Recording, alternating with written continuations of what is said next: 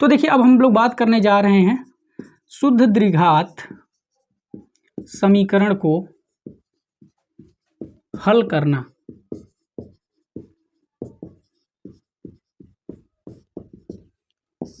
है ना। अब देखिए हमने आपको बताया अभी कि जो हमारे शुद्ध द्विघात समीकरण होते हैं वो कैसे होते हैं। तो शुद्ध द्विघात समीकरण में एक्स स्क्वायर वाला पद होता है और बिना एक्स वाला पद यानी कि अचर पद होता है। बस केवल यही दो चीज़ होते हैं। तो अगर हम लोग इसका व्यापक रूप लिखना चाहें तो ए एक्स स्क्वायर प्लस बी बराबर 0 लिख सकते हैं। इसमें देखिए एक्स स्क्वायर वाला पद भी है और बिना एक्स वाला भी पद है, तो इसलिए हम इसको शुद्ध द्विघात समीकरण बोलेंगे।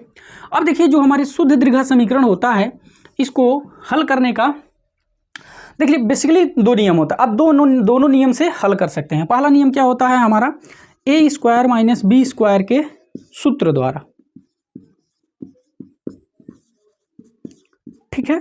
और दूसरा होता है वर्गमूल विधि द्वारा, वर्गमूल विधि द्वारा, ठीक है। देखिए दरअसल ये दोनों एक ही टाइप के हैं, मतलब आप चाहें तो केवल वर्गमूल विधि द्वारा ही क्वेश्चन को पूरा का पूरा हल कर सकते हैं, या फिर आप चाहें तो ए स्क्वायर माइनस बी स्क्वायर पर भी हल कर सकते हैं, ठीक है ना। तो या फिर आप चाहें तो दोनों मेथड से हल कर सकते हैं। तो जैसे आपको दिमाग में क्लिक करेगा क्वेश्चन, मान लीजिए अगर आ गया एग्जाम में, अगर आपको जिस भी मेथड से क्लिक कर रहा है उस मेथड से आप हल कर सकते हैं, ठीक है ना। तो देखिए अब जैसे हम ले लेते हैं एक क्वेश्चन एक्स स्क्वायर माइनस 1 बराबर में 8। अब ये हमारा क्वेश्चन है।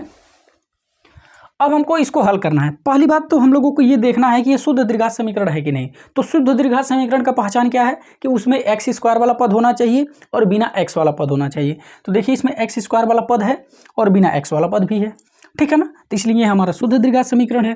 तो देखिए जब शुद्ध द्विघात समीकरण है तो हमने अभी आपको बताया कि इसको हल करने के लिए आप ए स्क्वायर माइनस बी स्क्वायर का सूत्र द्वारा भी इसको हल कर सकते हैं, या फिर इसको वर्ग विधि द्वारा, सॉरी वर्ग नहीं है वर्गमूल है, वर्गमूल विधि द्वारा।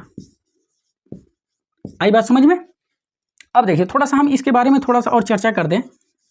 जब भी हम ए स्क्वायर माइनस बी स्क्वायर के सूत्र द्वारा इसको हल करेंगे तो क्या करेंगे, सभी पदों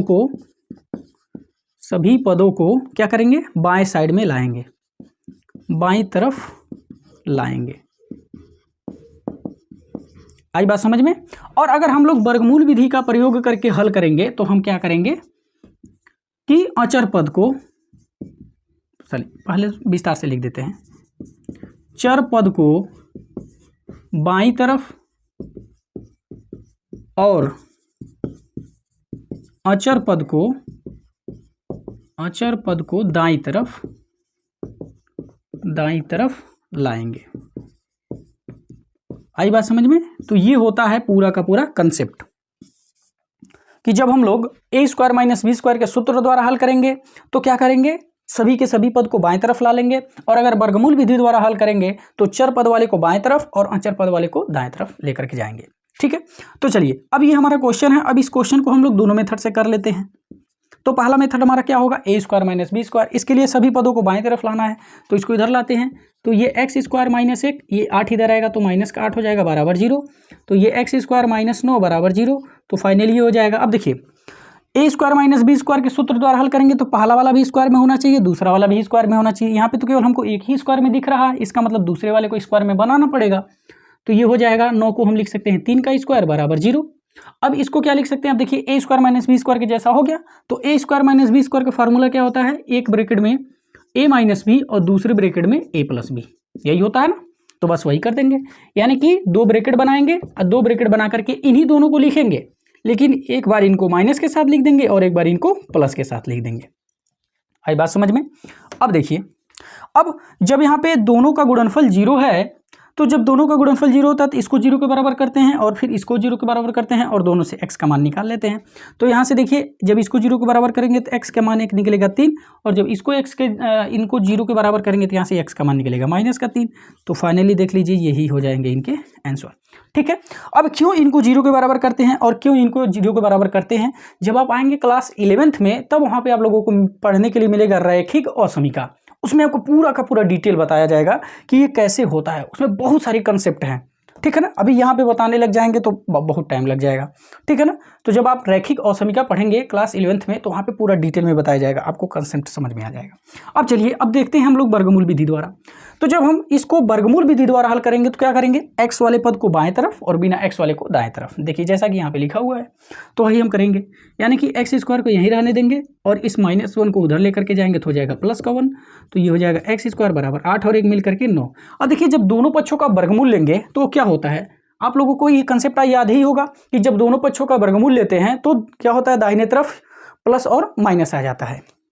तो यहाँ पे क्या हम लिखेंगे, दोनों तरफ या दोनों पक्षों का आप अपने हिसाब से लिख सकते हैं, दोनों तरफ वर्गमूल लेने पे, वर्गमूल लेने पर, ठीक है। तो जब वर्गमूल लेंगे तो ये हो जाएगा केवल x, ठीक है, और ये होगा प्लस माइनस कड़ी में 9, ठीक है। वर्गमूल लेते तो क्या होता है, स्क्वायर हट जाता है, तो देखिए इसका स्क्वायर हट गया और इसका जब लेंगे तो कड़ी में आ जाएगा, तो ये प्लस माइनस। अब 9 का वर्गमूल कितना हो जाएगा, 3। तो फाइनली देख लीजिए x का 2 मान निकला ना, एक ठो प्लस और एक ठो माइनस। तो फाइनली अगर हम लोग लिखना चाहें तो x बराबर एगो प्लस और एगो माइनस लिख देंगे। तो इस तरह से देखिए हम लोग जब a square minus B square द्वारा हल किया तब भी वही आंसर आया, और जब हमने वर्गमूल विधि द्वारा हल किया तो वही आंसर आया, ठीक है ना। तो इस तरह से देखिए जो हमारे शुद्ध द्विघात समीकरण होता है उसको दो तरह से हल कर सकते हैं, या तो a square minus B square के सूत्र द्वारा या तो वर्गमूल विधि द्वारा। जब हम सूत्र द्वारा हल करेंगे तो इस वाले कंसेप्ट का याद रखेंगे, जब वर्गमूल विधि द्वारा हल करेंगे तो इस कंसेप्ट का याद रखेंगे। देखिए जैसा कि हमने क्वेश्चन लेकर के दोनों को हल करके